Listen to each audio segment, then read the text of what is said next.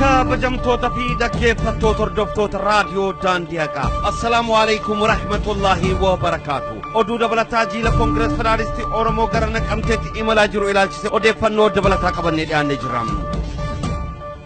Jiilli koongirees federaalistii Oromoo of duuba deebi'uuf akka murteesse beekame. Jeneraal Tichi Wayyaanee akka hooggantoonni uummata hin dubbifne ajajni akka itti kenname ibsuudhaan filanna lama akka isaaniif kenne beekame. Gabaasa keenya isa duraarratti Jeneraal Tichi Wayyaanee carraan inni kenne jiilli hooggantoonni kun waraana Wayyaaneedhaan ajjabamanii hoteela bulfamanii osoo uummata hin dubbisin ganamaan akka Finfinneetti deebi'an kan jedhu ture. Carraan inni lammaffaa immoo bakka amma jiran irraa boodatti akka deebi'an kan jedhu ture. Jeneraal Tichi Wayyaanee kun bakka kana buluuf akkasumas uummata arguuf guutumaa guutuutti hin dandeessan carraan keessan boodatti deebi'uu qofaadha. Xalayaan komaand poostii harka keenya seenee jira. Isin yoo arma bultan uummanni buqqaa dhufaa nuti ammoo yeroo san dhukaasa banuun keenya wanta hin oolleti. Kanaaf hatattamaadhaan boodatti akka deebitan jechuudhaan akka murtee dabarse Jaaladdiisuu Bulaallaa raadiyoo daandiyaaqatti himaniiru. Haala jiilli kun gubbaa jiru hubachuudhaaf gara obbo Addiisuu Bulaallatti bilbilee odeeffannoo dabalataa qabannee dhiyaannee jira. Turtii Jaaladdiisuu Bulaallaa wajjin taasifne akka armaan gaditti isiniif dhiheessina. Jaaladdiisuu yooyyaa. Akkam nageenyi badhaadha fayyumaa. Fayya Hamzaadha deebisee bilbilee jira raadiyoo daandiyaa qaarraati mee maal gubbaa dhaqqabdan. Kun ammal kan keessa sa'aatii jahaadha jedhamu jira. Argammaa takkuma jirra. Tole. Ammoo qajeelfama warra raayyaa biyya argadde. Ammoo gara booddeetti beeksisuun irraa sababii murteessineefi boruus ta'ee yoomillee ammanachi uummatan argatanii uummata adeemsuun dandeettanii akka komaand poostiin kun jirutti. Asiin dura komaand poostiin gaafa sagalee labsame kaleessa immoo xaaliyaan isaa qabee qajeelfamni hojiirra uummataa kaleessa bira qabee erga hayyasaatii taasisnee akka jalqabnee jechuudha. Akka jalqabnee kan geeroo fi qabnee jirra. Kanaafuu eessatti kana gootanii hin dandeettanu isin eeyyamanuu tarkaanfii fudhannaata jedhu ta'ee kanaafuu filannoon biraan jiru yoo barbaadan gara boodaa deemuu dandeettu asillee buluu hin dandeettanuu hin jedhan. Asillee buluuf isin eeyyamanuu as bultan uummatanii itti dhufa. Uummanni isinitti dhufee ganama nuti dhukaasa banuu dandeenya. Lubbuun namaatti ba'a kan isinitti gaafataman hin jedhanii lakkii nuti kanatti hin gaafatamu. Uummata keenya nuti akka biyyaa itti deemaa biyyaa nutti dhufu. Nagaan itti deemaa jirra nagaan nutti dhufu. Sabni dhukaasa dhufaniif hin jiru jennaan yoo kuma sil'ii dhaagumaa fi tasgabbiillee eeggatanii uummanni yoo dhufe biyya keessa galuu danda'a.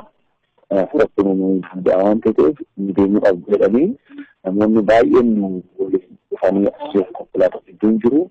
Jalqaba isaa deemuu qabu jennee isa biraa immoo konkolaataa keessaa tokko ofirraa fuudhanii jiru. Uffii kana isaanii beeksisan mana jenneen uffii kana deebisanii jiru. Kanaafuu isaan gara Naqamteetti ol deemanii gara Finfinneetti deemnaa. Poolisiin keenya Oromiyaa jira.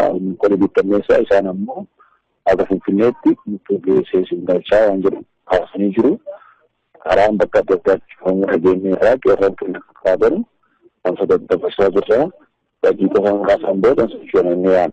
Deebiin keessan gara Finfinneetti ta'uu isaati jechuu amma murtee irra walii galtan irratti. Filannoo biraan qabu uummataan arguu hin dandeettan jedhamne asillee ta'uu hin dandeettan jedhamne asitti ammoo uummata dhufe uummata kana rekoottiif qophii ta'uu isaanii isaan warra dhageenyee jirra. Nuti uummata keenya akkasitti rukuchiisuu hin barbaannu illee waliigallee guutuun Oromiyaatti yoo rukutuu barbaadan rukutanuu malee uummata magaalaa Naqamtee hawaasni gammachuuf bahe kana rukuchiisuu hin barbaannu. Jaalala isaaniif kan faga kana turre jaalalli qabanuuf faga kana gadi kan talaa jiru ammallee bakka adda addaatti dhukaasa banaa jiru. Komaandi poostiin kun kalaqsameef turuu kan waan ta'eef tooftaa biraatiin deemamnee isa kan caffee malee bifa kanaatiin bira taa'u uummata keenyaa fi qabu waan ta'eef kanaaf isin gara murteetti deebi'aa jira. Tole hayyeegaa haaluma walii galaatiin reefullee dhaamsa dabarsitanii jirtan. Biyya keenya keessatti uummata keenyadhaan wal arguu isin dhorkaa jiran uummata jaalalaan isinitti bolol isinilleen immoo nagaa qabattanii itti deemaa jirtan jaalala qabattanii itti deemaa jirtan komaand poostii dahoo godhachuudhaan wanni kun gurri kun geggeeffamaa jira. Haaluma walii galaan namni bakka hundaan qeerroolleen biyya hunda keessa gurra qeessitee isin hordofaa jirti. Uummanni isin hordofaa jira. Dhumarratti gaa mee maal jettaniin Jaaladdiisuu Bulaallaa? Dhumarratti hundi kun barbaadu haala amma keessa jirru hundi baay'ee namatti dhaga'ama. Haala saba keenya salphisee fiiga namaan dhabnee qe'ee deemnee qe'ee irratti kan mudate namoonni keessaa maatii isaanii, harmee isaanii, abbaa isaanii dubbisuu barbaadu jiru.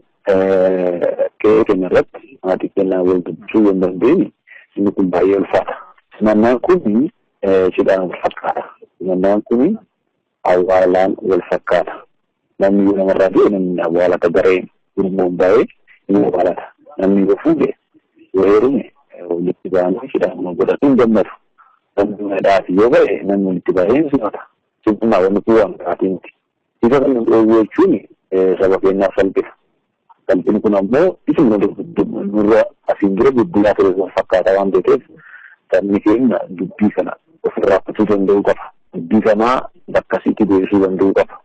Akkaataa kiiloomeetira kuma hedduu deemanii qe'ee keenya irratti afaan nuun galleenitti dubbatanii afaan nuun galleeni dura jessanii gargar nukkutanii isin bulchinaalee kanaan nageenyi tokkummaaleen uumamu. Biyyi sun illee tasgabbooftee tokko taatee hin deemu. Kana hubatamuu danda'uu qaba.